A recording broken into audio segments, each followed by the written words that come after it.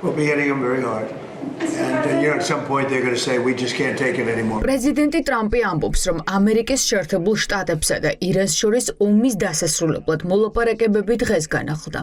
ეს განცხადება სულ რაღაც 2 დღეში გააკეთა, მას შემდეგ რაც ირანის სამოქალაქო ინფრასტრუქტურაზე მასშტაბური ახალი დარტყმებით დაიმუქრა.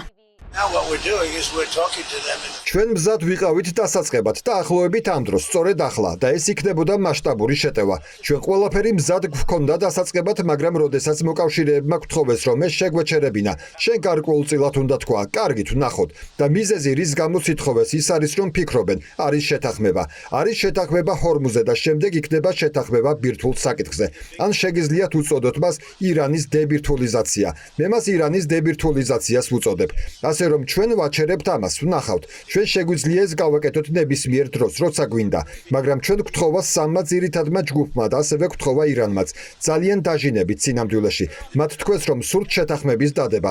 ახლა იცით, მე არ ვიცი რას ამბობენ ისინი, რადგან ხშირად ისინი ამას მემეტყვიან, შემდეგ კი გარეთ გადიან და იტყვიან. არ ვიცით რაზე ლაპარაკობს. აშკარაა, რომ მათ არ სურთ თავდასხმის ქვეშ მოხვედრა. ზუსტად 2 დღეში პრეზიდენტი ტრამპი ჟურნალისტებთან ახალ განცხადებას აკეთებს და მუქარის ტონს ცვლის. ერწმუნება, რომ თეირანიდან შეთანხმების სიგნალი მიიღო. მოკავშირეებმა ახლო აღმოსავლეთში შტატებს დროებით თავდასხმების შეჩერებას თხოვეს. მათ შორის იყო საუდების დინასტიის კრონპრინცი მოჰამედ ბინ სალმანი.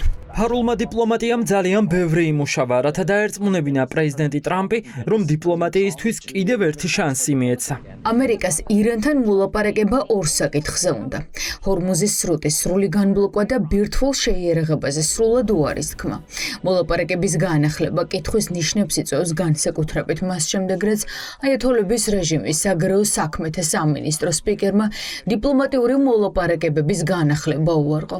ისმაილ ბაღაი მხოლოდ ომანთან დიალოგს ადესტურებს ჰორმუზის სრუტეში სანაოსნო გზების განსაზღვრაზე.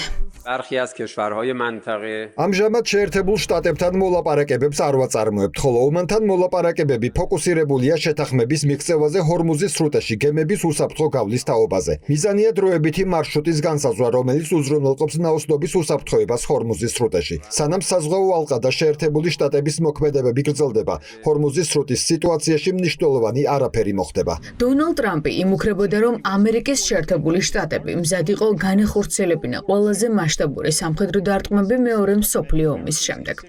ამერიკის საელჩოებმა ახლო აღმოსავლეთში მათ მოქალაქეებსაც კი მოუწოდეს, რომ ცხელი წერტილი დაეტოვებინათ.